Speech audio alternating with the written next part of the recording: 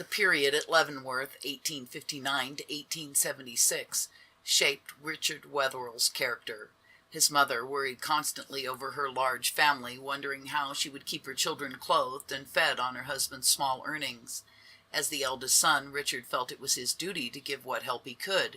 When he was 16, he found work at night in the boiler room of a factory. This was one of the memories of his youth he spoke of later without fondness. When he liked what he was doing, he gave it a full blaze of his enormous energy. But even in his teens, he craved variety, and like his father, he was restless. As he grew older, Richard assumed many responsibilities of the family and showed a solicitude for his mother, his brothers, and his sister, which he continued to feel keenly the rest of his life. At one time or another, all of his brothers were to depend upon him temporarily for help, and he encouraged them. There were close bonds between the 5 brothers, and as their leader, Richard rarely failed in what he saw was his part.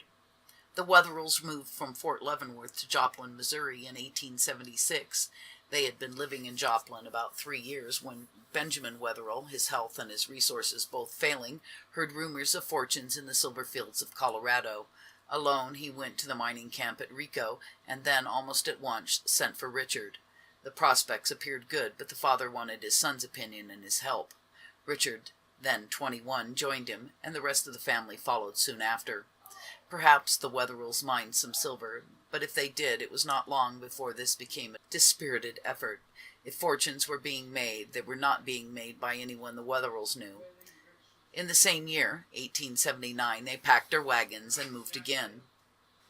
Traveling south through country inhabited only by Utes and Navajos, they came upon the San Juan River close to Four Corners and continued westward until they were a short distance above Bluff City, Utah, tiny Mormon settlement hidden among cottonwood trees in the north bank of the San Juan. Here they hopefully stopped, taking up a small ranch near the river in the picturesque wilderness of sand and chocolate-covered sandstone bluffs that, to this day, defies cultivation. They had been here only a few months when one of those cataclysmic downpours well known to the Southwest hit their ranch and washed it away. When the sun again re-emerged and baked the desert dry, it somehow didn't seem worthwhile to rebuild what had been lost. Leading his family in nearly the same spirit as Moses led the Israelites, Benjamin Wetherill turned eastward again, heading his wagons through Chaco Canyon and then around the long northern walls of Mesa Verde, until they rolled through the tall grass of Mancos Valley. The raggedness of their outfit revealed a family that had known hard times. The year was 1880. They decided to stay. The town of Mancos and its valley are named for Rio de los Mancos, called this by the Spanish explorers out of respect for their lame or crippled horses. Journeying westward from Santa Fe, the Spaniards had threaded through the La Plata Mountains over ground rough and steep enough to make a devout man beseech the name of his maker in broken monosyllables. For the sweating horses and pack mules, slipping and stumbling across the jagged shale and around the spikes of fallen pine, this stage of the expedition had been a bruising ordeal. The small party rested when they had descended out of the mountains, making camp in the cool, green valley near the river. Father Silvestre Velez de Escalante, one of the travelers, noted the date, August 10th, 1776.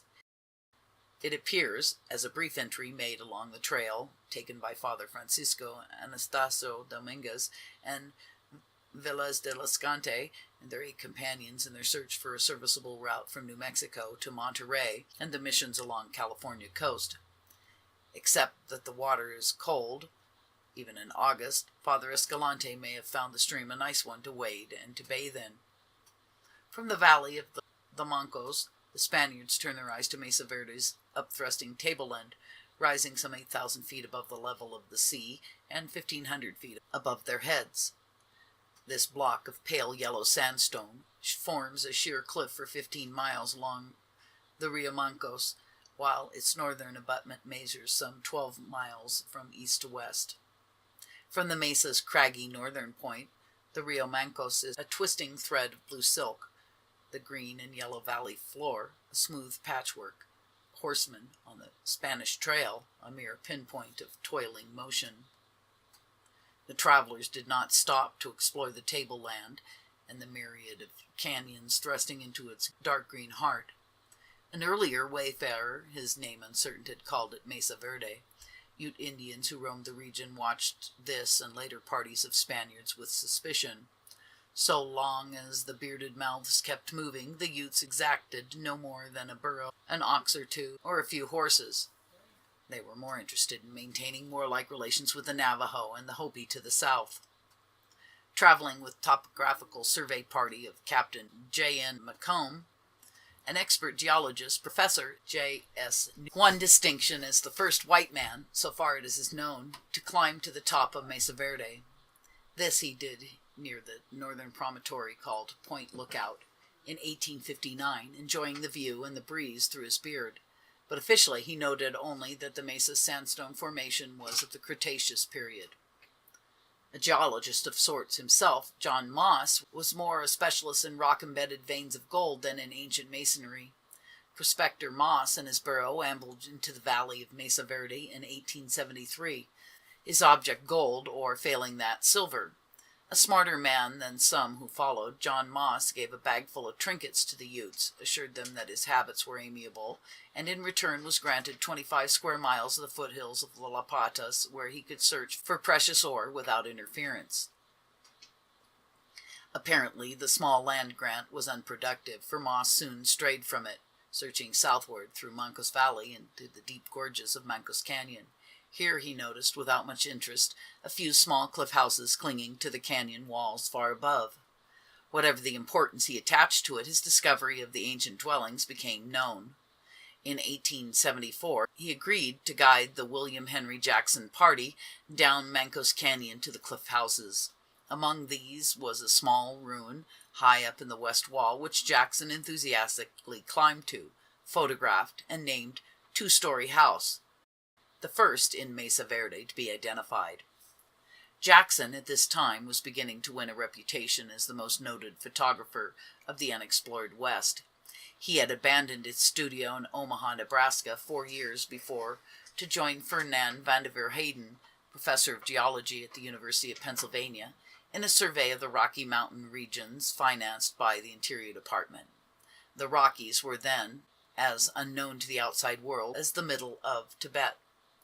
Reports of the Hayden Party, called the Geological and Geographical Survey of the Territories, are a landmark in American exploration. Jackson was accompanied by Ernest Ingersoll, a correspondent for Horace Greeley's New York Tribune, 2 packers, and an acquaintance from Omaha named E.H. Cooper. In September of 1874, Jackson located John Moss at his camp on Rio La Plata. Combined with his artistry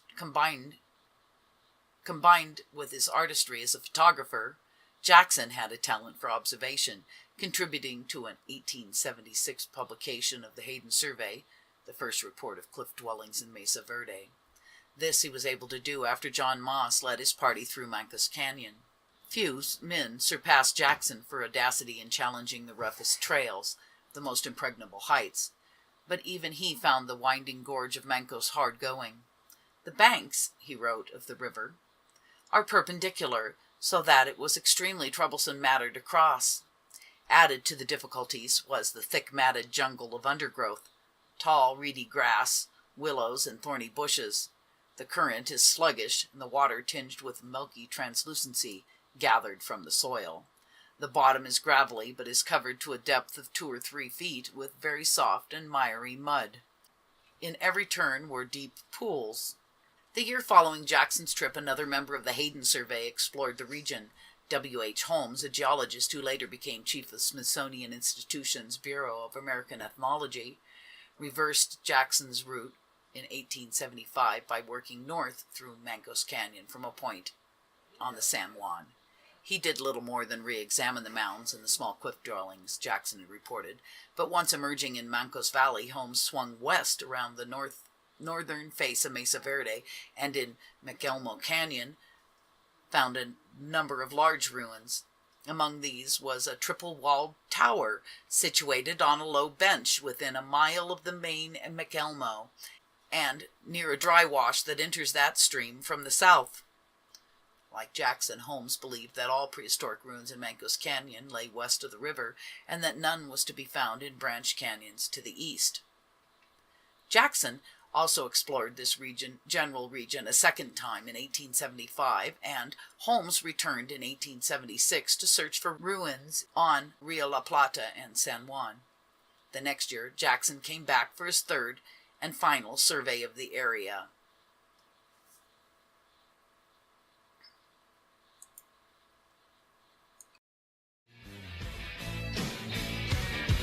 And I feel like New York City. Get me to the farm.